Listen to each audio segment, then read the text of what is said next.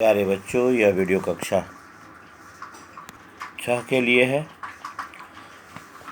Video के इस भाग में आज हम लोग पंचम पाठ के पश्चात षष्ठम पाठ के बारे में जानेंगे। षष्ठम पाठ, जिस पाठ का शीर्षक है कारक प्रयोगाः अर्थात अधिकरण कारक और संबोधन कारक। जिस पाठ के पूर्व में हम लोगों ने कर्ता कारक, कर्म कारक, करण कारक, संप्रदान कारक, अपादान कारक, संबंध कारक आदि के वर्णन को हम लोगों ने जाना। इस अध्याय के वर्णन में हम लोग अधिकरण कारक और संबोधन कारक के बारे में जानेंगे। कुल 8 कारक होते हैं, लेकिन हिंदी व्याकरण के अनुसार से संबोधन को कारकों की श्रेणी में नहीं रखा जाता है, क्योंकि इसका प्रभाव वाक्य के अंदर में नहीं पड़ता है। बुलाने या पुकारने के लिए विशेष चिन्ह के साथ इसका प्रयोग होता है और इसलिए इसमें प्रथमा विभक्ति का ही प्रयोग किया जाता है। संबोधन कारक में सप्तमी विभक्ति का प्रयोग करते हैं। इस पाठ के पाठ वर्णन को जानने के पहले हम लोग अधिकरण कारक के बारे में जानते हैं। प्रत्येक क्रिया किसी न किसी काल या स्थान में होती है। कहने का अर्थ है कि क्रिया कोई न कोई समय में होती है, चाहे वह वर्तमान समय में हो या बीते हुए समय में हो या आने वाले समय में हो, या क्रिया किसी न किसी जगह पर होती है। तो कर्ता जिस स्थान पर उपस्थित रहता है या जिस स्थान पर रहकर कार्य करता है उसे अधिकरण कारक कहते हैं। तो कर्ता के उस स्थान, उस काल या स्थान को, जिस समय में वह काम करता है, या कर्ता जिस स्थान पर रहकर काम करता है, या कर्ता जहाँ पर उपस्थित होता है काम को करते वक्त, कर्ता जहाँ पर उपस्थित होता है या कर्ता जिस समय में काम करता है उसे अधिकरण कारक कहते हैं। कर्ता जिस स्थान पर उपस्थित रहता है या जिस स्थान पर रहकर कार्य करता है, कुछ काम ना भी करता हो, जहाँ पर वह उपस्थित हो, बैठा है, खड़ा है, रुका हुआ है, या वह जिस स्थान पर काम करता है, तो उसे अधिकरण कारक कहते हैं। अधिकरण कारक में सप्तमी विभक्ति का प्रयोग किया जाता है। इसके चिन्ह में तथा पर हैं। में और पर होता है। जैसे किसी जगह में, विद्यालय में पढ़ते हैं, पक्षी पेड़ पर बैठते हैं, इस प्रकार से हम लोग कह सकते हैं। तो उदाहरण के द्वारा इसे समझा जा सकता है। जैसे अहम प्रातः काले भ्रमामि, मैं सुबह घूमता हूँ। तो प्रातः काले सुबह के समय में, अहम सायं काले क्रीडामि, मैं शाम के समय में खेलता हूँ। तो इस प्रकार से यह समय को बतलाता है जिस समय में क्रिया होती है। इसके पश्चात जो वाक्य है, वयम विद्यालये पठामः, हम लोग विद्यालय में पढ़ते हैं। तो विद्यालय वह स्थान है जिसमें रहते हैं पढ़ने के समय में। तो वयम विद्यालये पठामः, तो विद्यालय इसमें अधिकरण कारक का शब्द है, जैसे प्रातः काले अधिकरण कारक का शब्द है। उसके बाद उदाहरण है, मीनाः तडागे तरन्ति, मछलियाँ तैरती हैं और मछलियाँ तैरने का काम तालाब में करती हैं। तो तालाब वह स्थान होता है जहाँ पर मछलियाँ तैरती हैं। तो तडागे अधिकरण कारक का शब्द है। खगाः वृक्षे तिष्ठन्ति, सभी पक्षी पेड़ पर बैठते हैं। तो बैठने का काम पेड़ पर करते हैं, इसलिए वृक्षे जो है वह अधिकरण कारक का शब्द है। तो इस प्रकार से कह सकते हैं कि यहाँ पर जो भी इन 4 वाक्यों में आया है, प्रातः काले, विद्यालये, तडागे तथा वृक्षे अधिकरण कारक के शब्द हैं, जिसमें सप्तमी विभक्ति का प्रयोग किया गया है। यह इन वाक्यों के लिए यह कोटेशन आया है, जिससे आसानी से समझा जा सकता है। अंडरलाइन किया हुआ है शब्द, इससे समझ सकते हैं कि इन शब्दों में सप्तमी विभक्ति का प्रयोग किया गया है। तो प्रत्येक क्रिया किसी न किसी काल या स्थान में होती है।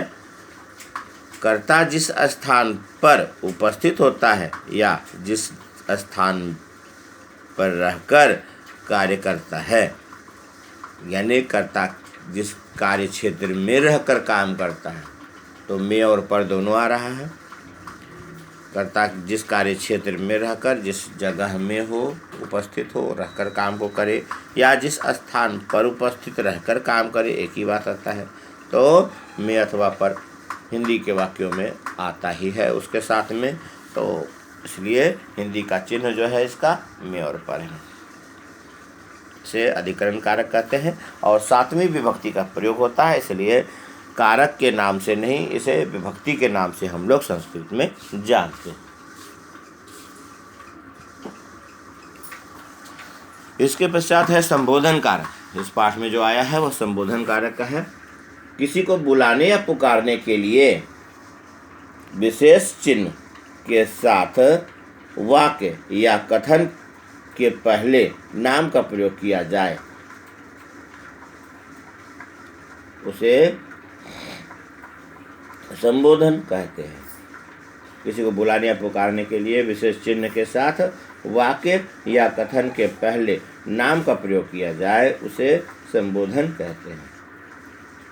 यानी संबोधन, किसी को बुलाने पुकारने के लिए उसका नाम बोलते हैं, और तब जो भी कथन बोलना हो, इधर आओ या उधर जाओ, ए लड़के इधर आओ, या ए राम इधर आओ, या तुम हाँ ए रमेश तुम क्या करते हो, इस प्रकार से हम लोग जो पूछते हैं तो हे भो अरे का प्रयोग इस पर किया जाता है।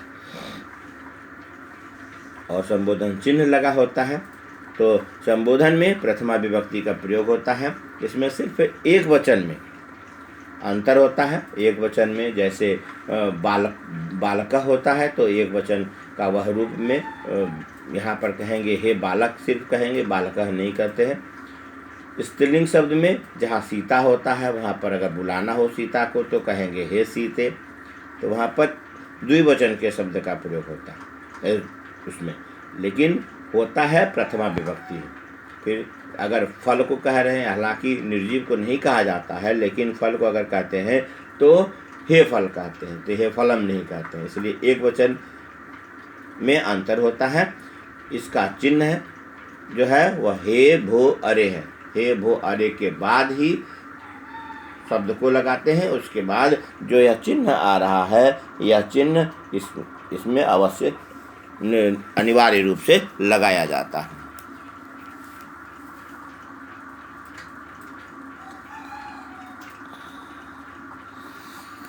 जैसे देखेंगे हे राम अत्र आगच्छ, तो हे राम तो नाम आया है, नाम के पहले हे है, संबोधन चिन्ह है, अत्र आगच्छ यहाँ आओ। कहते हैं भो बालिका, ए लड़कियों, यूयम किम कुरुथ, तुम सब क्या करती हो। हे आचार्य अहम आगच्छानि, आचार्य से अगर पूछते हैं कि मैं आऊँ, मैं अंदर आऊँ, तो मैं अंदर आऊँ को कहते हैं अहम आगच्छानि। हे आचार्य अहम आगच्छानि, तो इसके लिए संबोधन किया जा रहा है। यहाँ पर राम को संबोधित किया जा रहा है, यहाँ पर बालिकाओं को संबोधित किया जा रहा है, यहाँ पर आचार्य को संबोधित किया जा रहा है। तो यहाँ हे तथा भो के साथ लगे हुए जो संज्ञा शब्द हैं, इसमें प्रथमा विभक्ति है। राम में भी प्रथमा विभक्ति, इसमें बहुवचन का रूप है, तो उसलिए भो का प्रयोग है। यहाँ पर भी प्रथमा विभक्ति का रूप है, तथा ये संबोधन के लिए प्रयोग किए गए हैं, क्योंकि इसमें संबोधन के चिन्ह लगे हुए हैं आगे से। अब आइए इस पाठ में जो वाक्य आए हैं उसके अनुवाद जो है उसे हम लोग समझेंगे। उसे समझने के पहले इस पाठ में आए हुए वाक्यों को समझते हैं। सुनेंगे, सुनने से भी समझ में आएगा। तो मम गृहस्य उद्याने एकः वृक्षः अस्ति, वृक्षस्य कोटरे खगाः वसन्ति, वृक्षेषु खगाः कोलाहलं कुर्वन्ति, वयम उद्याने क्रीडामः। यह है संस्कृत का वाक्य, जिसे हम लोग हिंदी के मीनिंग के साथ समझेंगे। तो यहाँ पर इस प्रकार से समझेंगे, जैसे संस्कृत को लिख लेंगे। मम गृहस्य उद्याने एकः वृक्षः अस्ति, इसका मीनिंग होगा मेरे घर के बगीचे में एक पेड़ है। मम गृहस्य मेरे घर के उद्याने बगीचे में एक वृक्ष अस्ति एक पेड़ है। मेरे घर के बगीचे में एक पेड़ है। मम गृहस्य उद्याने एक वृक्ष अस्ति, यह इसका मीनिंग हो गया। इसके बाद है वृक्षस्य कोटरे खगाः वसन्ति। वृक्ष के कोटर में पक्षी रहते हैं। वृक्षस्य पेड़ के कोटरे कोटर में खगाः पक्षी अनेक पक्षी और वसंती रहते हैं।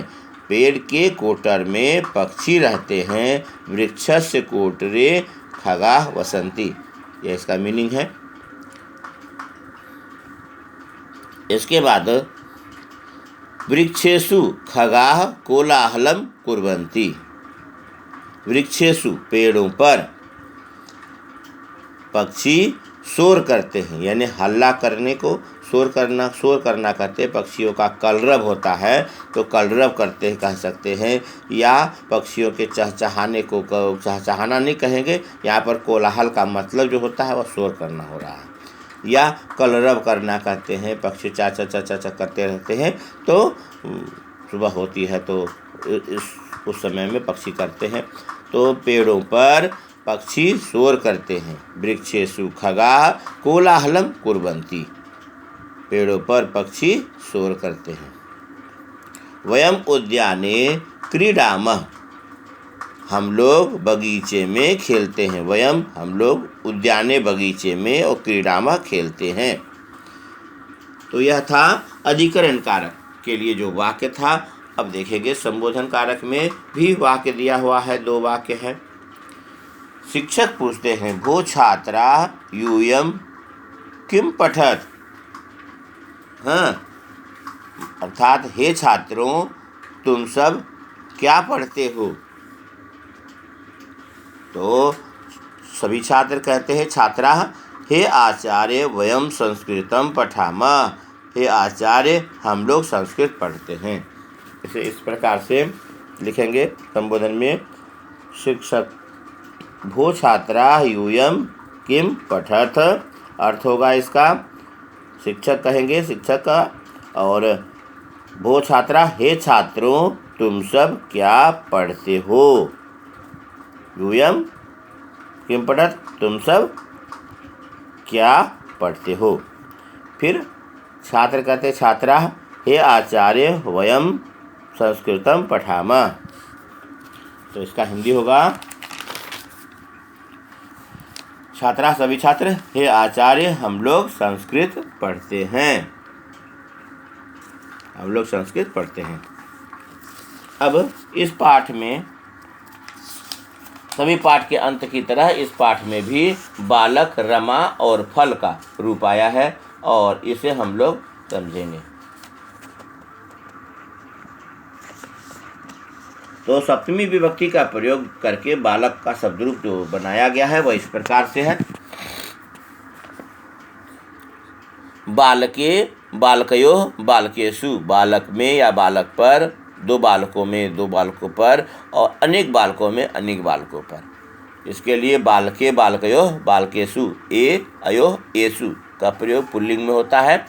संबोधन में हे बालक, हे बालकौ, हे बालकाः, इस प्रकार से यह बालक का शब्द रूप है जो सप्तमी और संबोधन में आया है। रमा के रूप में सप्तमी में रमायाम रम्यो रमासु। रमा में या रमा पर, रम्यो 2 रमा में 2 रमा पर, या अनेक रमा में अनेक रमा पर। तो रमायाम रम्यो रमासु। इसके बाद संबोधन में हे रमे हे रमे हे रमा। जैसा मैंने कहा था सीते पर आता है हे सीते 2 बार रिपीट होता है तो रमा कह रहे हैं। तो हे रमे हे रमे हे रमा। तो यहाँ पर अंतर आ रहा है, एक वचन के रूप में अंतर होता है। बाकी जो रूप है वह संबोधन में वह प्रथमा विभक्ति का ही रूप है, जैसे बालको बालका, रमे रमा, यह है। फिर फल के लिए हालांकि निर्जीव के लिए इसका प्रयोग नहीं होता है, लेकिन लिखने में जो सारा रूप है इसका तृतीया से सप्तमी तक वह बराबर होता है, इसलिए संबोधन के रूप को भी हम लोग इसमें दर्शा देते हैं। जैसे यहाँ पर दर्शाया गया है सप्तमी विभक्ति में, फले फल में या फल पर, फलियो दो फलों में दो फलों पर, और फलेषु अनेक फलों में या अनेक फलों पर। संबोधन में हे फल, हे फले, हे फलानि। इसके पश्चात जो यहाँ पर शब्द दिए गए हैं शब्दार्थ, उसे बोलकर पढ़कर याद करेंगे। उद्याने बगीचे में, वृक्षेषु पेड़ों पर, क्रीडामः खेलते हैं, कोलाहलम शोर या नॉइस या हल्ला करना, कलरव करना कहते हैं, वयम हम सब, कोटरे कोटर में, कुर्वन्ती करते हैं, बसंती रहते हैं, यूयम तुम सब। तो इसे आप इस प्रकार से लिख लोगे। बालक शब्द रूप सप्तमी विभक्ति, बालके बालकयो बालकेषु संबोधन का रूप है। हे बालक, हे बालको, हे बालका। इसके बाद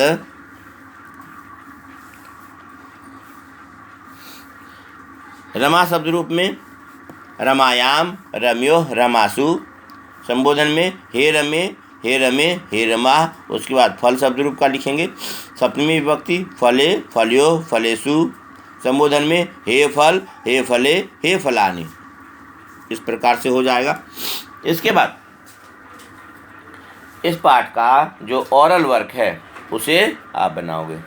ओरल वर्क के लिए जो पहला रूप जो दिया हुआ है, जैसे वहाँ पर बालक था, फल है, रमा है, उसके अनुसार से यहाँ पर उद्यान और बालिका का अधिकरण कारक का रूप बताया गया है, जो अधिकरण कारक इस पाठ का मुख्य भाग है। तो सप्तमी विभक्ति में उद्यान रूप में लगता है। उद्यान में अगर कहते हैं यानी बगीचे में, तो उद्याने, उद्यानयो, उद्यानेषु। उद्यान शब्द नपुंसकलिंग का शब्द होता है। उद्यानम तो उद्याने, उद्यानयो, उद्यानेषु। पुल्लिंग की तरह ही इसका रूप चलता है। तृतीया से सप्तमी तक वह रूप बराबर होता है। चलिए, उद्याने, उद्यानयो, उद्यानेषु। एक उद्यान में, दो उद्यानों में और अनेक उद्यानों में। इसके बाद बालिका का रूप, बालिका में, दो बालिकाओं में, अनेक बालिकाओं में। बालिकायाम, बालिकयो, बालिकासु। जैसे रमायाम हुआ था वैसे ही बालिकायाम, बालिकायाम, बालिकयो, बालिकासु। एक बालिका में, दो बालिकाओं में, अनेक बालिकाओं में। यह ओरल का प्रश्न है। इसे आप लिखकर पढ़कर इस प्रकार से याद करेंगे और इसे बोलेंगे। उसके बाद लिखित कार्य के लिए दिया हुआ है जो रिटर्न वर्क पहला समझाया गया है। रेखांकित पदानाम विभक्तिम लिखत। जो रेखांकित किए गए शब्द हैं उनकी विभक्तियों को लिखना है कि कौन सी विभक्ति का प्रयोग इसमें किया गया है। तो क्योंकि संस्कृत में विभक्ति के नाम से ही जानते हैं, इसलिए इसे लिखेंगे। जैसे है अहम आचार्यम नमामि, मैं आचार्य को नमस्कार करता हूँ। तो आचार्यम किसको नमस्कार करते हैं? आचार्य को। क्रिया का फल आचार्य पर पड़ रहा है और आचार्य कर्म कारक का शब्द है, इसलिए द्वितीय विभक्ति लिखा गया है। यह ऑलरेडी लिखा हुआ है द्वितीय विभक्ति। अहम आचार्यम नमामि द्वितीय विभक्ति। इस प्रकार से आप इन प्रश्नों को लिख लेंगे और उसके बगल में उसकी विभक्ति के नाम को लिखना है। त्वम कलमेन लिखसी, तुम कलम से लिखते हो। तो जिससे लिखने का काम हो रहा है साधन या माध्यम है कलम, तो इसलिए कलम में एन की मात्रा लगी है, तो यह करण कारक का शब्द है, इसलिए इसमें तृतीया विभक्ति लगाई गई है। तो हम कलमेन लिखसी तृतीया विभक्ति है। क्लियर है। आचार्यम नमामि, आचार्य को नमस्कार करते हैं, द्वितीया विभक्ति है। फिर सह कूपात जलम नयति, वह कुएं से जल लाता है, यही प्रश्न है। तो सह कूपात जलम नयति, वह कुएं से जल लाता है। तो जहाँ से पानी लाया जा रहा है, हटाया जा रहा है, तो वह उससे अलग हो रहा है, वियोग की स्थिति उत्पन्न होती है, तो उसमें पंचमी विभक्ति का प्रयोग होता है, अपादान कारक कहते हैं, इसलिए पंचमी विभक्ति है। सह कूपात जलम नयति, वह कुएं से जल लाता है, तो यहाँ पर यह अपादान कारक है, इसलिए पंचमी विभक्ति। माता पुत्राय भोजनम पचति, माता पुत्र के लिए भोजन पकाती है। तो जिसके लिए भोजन पकाया जा रहा है, कर्ता जिसके लिए काम कर रहा है, उसमें संप्रदान कारक लगा होता है और उसे चतुर्थी विभक्ति कहते हैं। तो माता पुत्राय भोजनम पचति, पुत्राय के साथ में चतुर्थी विभक्ति है। फिर नीचे दिया हुआ है हे, यहाँ पर ध्यान देंगे अम्ब लिखा हुआ है, अम्ब को अम्बे कर लेंगे क्योंकि इसमें द्विवचन का रूप ही इसमें होता है, अम्ब ना होके अम्बे होता है, एकार लगा लेंगे इसमें। आप अपने किताब में गौर करके देख लेंगे, अम्बे लगा लेंगे। हे अम्बे कुत्र गच्छसि, अम्बे मतलब होता है माँ। हे अम्बे कुत्र गच्छसि, ए माँ कहाँ जाती हो। तो यहाँ पर अम्बे को संबोधित किया गया है माँ को, इसीलिए तो हे अम्बे के साथ में संबोधनम है। क्लियर है। आचार्यम द्वितीया विभक्ति, कलमेन में तृतीया विभक्ति, कुपात में पंचमी विभक्ति, पुत्राय में चतुर्थी विभक्ति, अम्बे में संबोधनम। इसके बाद क्वेश्चन नंबर 3 में हाँ या ना, चित्र में ध्यान से देखेंगे, चित्र में आप देखेंगे तो सारी बातें क्लियर हो जाएंगी। इसमें मैं हिंदी में समझा दे रहा हूँ। इसमें कहते हैं कि किम उद्याने वृक्षम अस्ति, तो उद्यान में वृक्ष दिख रहा है, तो यहाँ पर यस होगा। कहा गया है कि किम उद्याने किम वृक्षे पत्राणि न सन्ति, तो पेड़ पर भरे हुए पत्ते हैं, तो पूरे पेड़ों में पत्ता है, तो पत्ते हैं। यहाँ पर न कहा गया है, इसीलिए यहाँ पर न होगा, क्योंकि पेड़ों में पत्ते ऑलरेडी पहले से हैं। किम वृक्षस्य कोटरे पक्षी अस्ति, तो देख रहे हैं यहाँ पर वृक्ष के कोटर में एक कोई भी चीज़ नज़र आ रहा है, इसलिए यहाँ पर कहेंगे आम। क्या वृक्ष के कोटर में पक्षी है, तो हाँ। फिर किम वृक्षात वानरः न पतति, देख रहे हैं बंदर गिर रहा है नीचे, यहाँ पर बंदर गिरता हुआ नजर आ रहा है, तो यहाँ पर हाँ होना चाहिए, लेकिन यहाँ पर पूछा गया है क्या पेड़ से बंदर नहीं गिरता है, तो यहाँ पर गिर रहा है, इसीलिए ना। तो इसे इस प्रकार से लिख लेंगे, आम अथवा न लिखत। किम उद्याने वृक्ष अस्ति, तो वहाँ पर होगा पेड़ है, इसलिए आम। किम वृक्षे पत्राणि न सन्ति, क्या पेड़ में पत्ते नहीं हैं, तो पेड़ में फल और पत्ता सब है, इसलिए न। नकारात्मक वाक्य होने के कारण से न होगा। क्लियर है। क्या पेड़ में पत्ते नहीं हैं पूछा गया है, तो यह सेंटेंस गलत है, इसके लिए नो यानी फॉल्स। किम वृक्ष से कोटरे पक्षी अस्ति, क्या वृक्ष के कोटर में पक्षी है, तो वहाँ पर पक्षी दिख रहा है, इसलिए आम। किम वृक्षात वानरः न पतति, क्या पेड़ से बंदर नहीं गिरता है, तो न, क्योंकि पेड़ से बंदर गिरता है, इसलिए यहाँ के लिए भी फॉल्स हो जाएगा। तो जहाँ जहाँ फॉल्स होना चाहिए वहाँ पर न लिखेंगे, और जहाँ ट्रू होना चाहिए वहाँ पर आम लिखेंगे। हाँ या ना से इसका जवाब देना है। इसके बाद चौथे नंबर में यहाँ पर जो वर्ग पहली दी गई है, इसको घेर करके इसमें से शब्द बनाना है, और पूछा गया है कह कुत्र अस्ति, कौन कहाँ है। तो जो वाक्य है उसके अनुसार से, या इस चित्र वाले वाक्य के अनुसार से नहीं, दूसरे जगह के अनुसार से यहाँ पर दिया गया है। यहाँ पर इसमें जो शब्द बनेगा उन शब्दों को सही जगह पर प्रयोग करेंगे, और उसके अनुसार से पता चलेगा कि कौन कहाँ है। तो इस फॉर्मेट को पहले बना लेंगे, इसे भी बना लेंगे, और उसके बाद इसमें से घेरेंगे। तो यहाँ पर पहला जो रिक्त स्थान जगह दिया गया है उसके अनुसार से देखेंगे। इसमें जो पहली बनी हुई है, तो यहाँ पर दिख रहा है सा खा सु, तो इसको साखासु को अलग कलर से मैंने घेरा है, साखासु को घेर देंगे। उसके बाद देख रहे हैं उद्याने, उद्याने हो जाएगा, सप्तमी विभक्ति का यह भी रूप है उद्याने। उसके बाद तडागे, तडागे को घेर लेंगे। उसके बाद पुष्पेशु, पुष्पेशु को इस प्रकार से घेर देंगे। तो यहाँ पर 4 शब्द आएंगे। इन चारों शब्दों को अलग अलग जगह में लगाना है। पहला में देख रहे हैं वृक्ष अस्ति, तो कौन कहाँ है, तो वृक्ष कहाँ होता है, उद्यान में। तो यहाँ पर से उद्यान जो शब्द है, इस शब्द को यहाँ इस प्रकार से लिखेंगे, उद्याने वृक्ष अस्ति। कः कुत्र अस्ति में आ जाएगा, उद्याने वृक्ष अस्ति। उसके बाद फलानि सन्ति, फल कहाँ पर है, तो शाखाओं पर फल है, तो शाखासु, शाखासु शब्द आ रहा है शाखाओं पर, तो शाखाओं पर फल है, तो शाखासु फलानि सन्ति। शाखासु यहाँ से ले लेंगे, यहाँ पे लिखना है।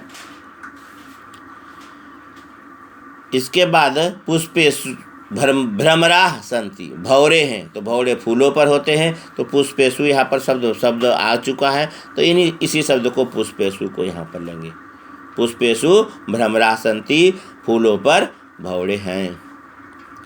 फिर तडागे आया है, तो मीनाः और रिक्त स्थान है तरंती, तो मीनाः तडागे तरंती, मछलियाँ तालाब में तैरती हैं, तो यहाँ से तडागे। इस प्रकार से जो शब्द आएगा वह होगा उद्याने वृक्ष अस्ति, उद्यान में वृक्ष है, शाखासु फलानि सन्ति, शाखाओं पर फल हैं, पुष्पेषु भ्रमराः सन्ति, फूलों पर भौरे हैं, मीनाः तडागे तरंती, मछलियाँ तालाब में तैरती हैं। इसके पश्चात जो रचनात्मक कार्य है, क्रिएटिव वर्क को में कोष्टक में शब्द दिया हुआ है, उसके अनुसार से चित्र को ध्यान में रखते हुए यहाँ पर जो प्रश्न पूछा गया है उसका जवाब संस्कृत में लिखना है।